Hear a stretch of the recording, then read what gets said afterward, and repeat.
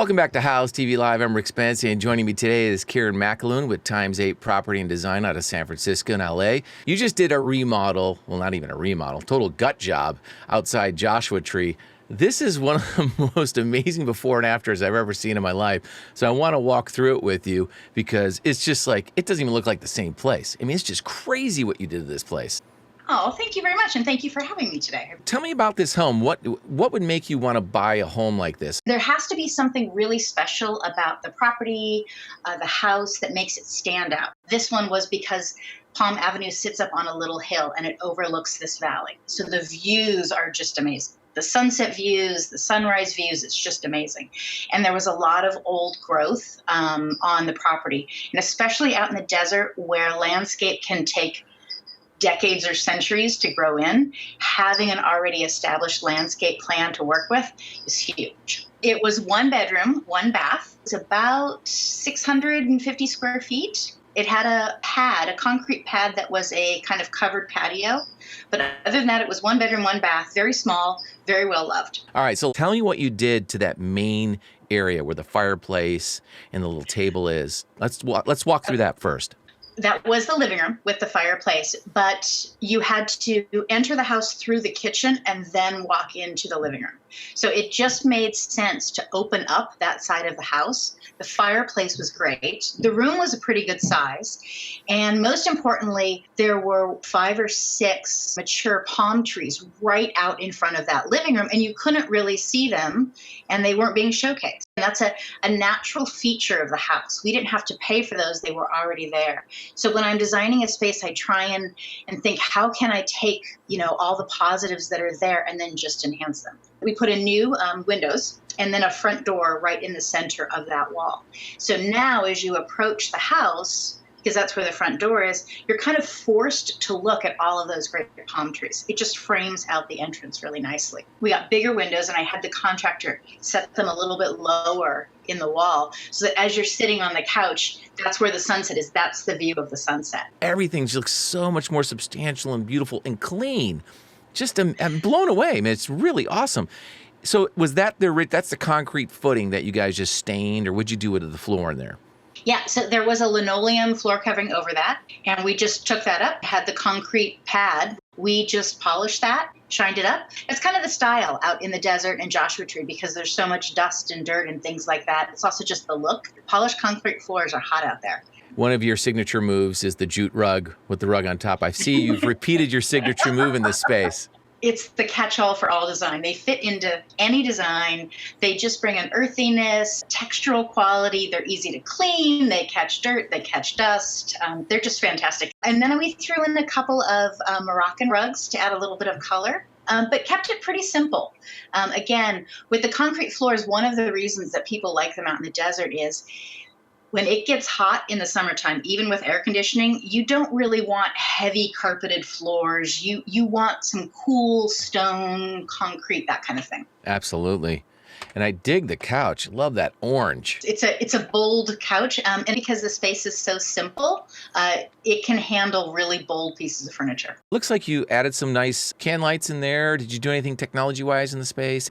The proper lighting can make almost any place look amazing. And the easiest way to do it for me is those LED 4-inch can lights. I put the center of that recessed light 6 inches away from the wall.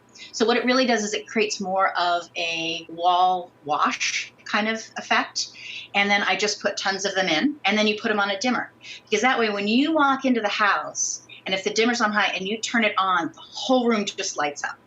And because you're lighting the perimeter of a room, it makes the room feel larger than it actually is. And if you don't need that bright light for task lighting, for cleaning, for whatever, you dim those wall wash lights. And then that allows you to have lamps, candles, and really bring up other kind of lighting in the center of the room. I am a recessed lighting fan. All right, let's move into the kitchen. You took out some walls. Tell me about the walls you took out and how you opened this up to the main living space. There used to be between the kitchen and the old living room, there was a pony wall. It really blocked the flow of people moving around that space. That pony wall made an already small space feel even smaller, so I took it out. The old entry door was in the kitchen. having that doorway there took away counter space. I actually ended up putting the stove there.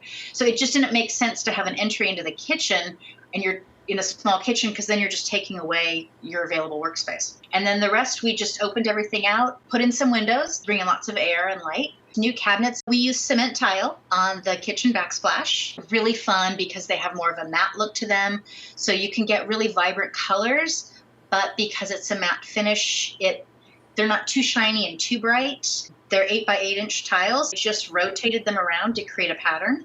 I wanted a little bit of blue in the kitchen because I think that little bit of blue kind of brings the sense of water to the desert and just lightens it up a little bit. Yeah, I love the tile. And I like the idea that it's not too shiny. Works well with the wood. And what did you do for the sink in there? That is a concrete farmhouse sink. So in every house, budget-wise, we have to go basic and simple and low cost on some things, like keeping the cement floors.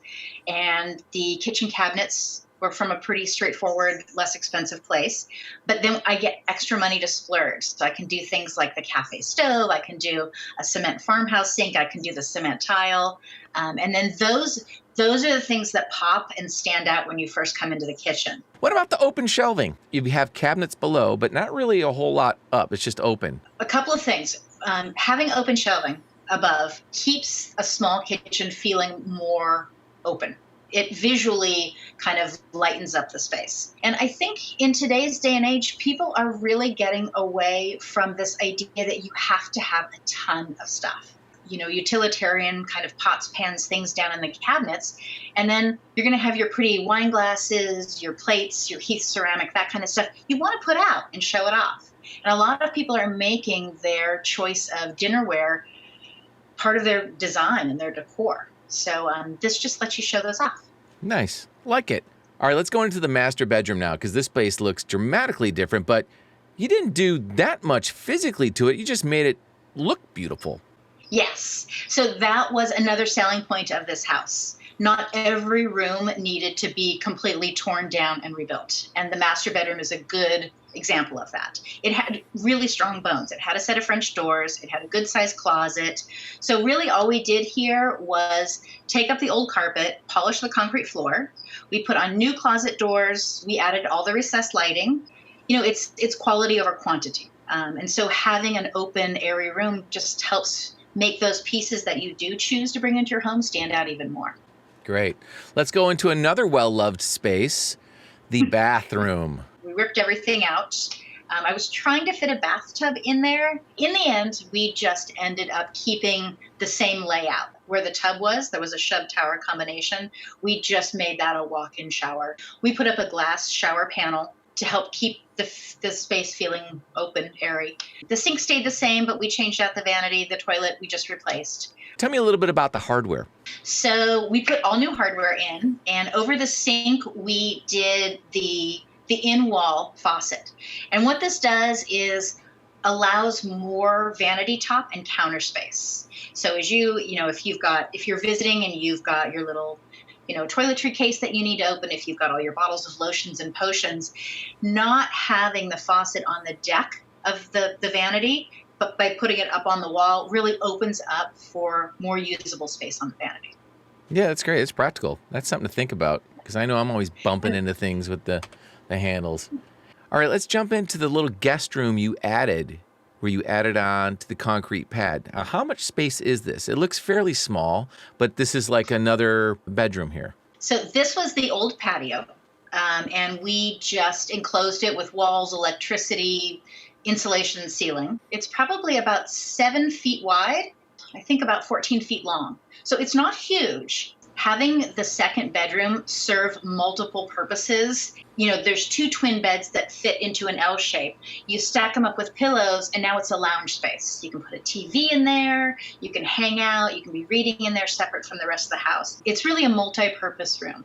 And by having the clerestory windows up high, it allows the wall below it to be used for a lot of things. In this case, by putting all those pillows up and being able to lean back against the wall.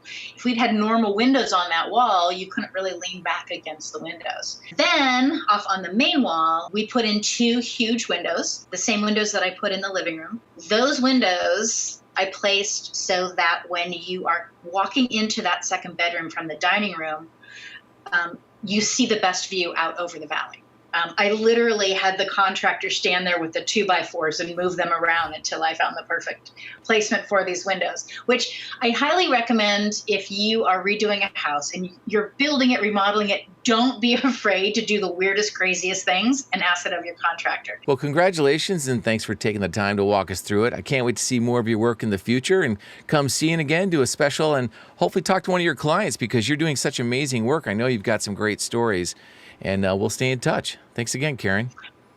All right. Thank you, Rick, and thank you so much for having me. I appreciate it. Absolutely. Our pleasure. See you. Bye-bye.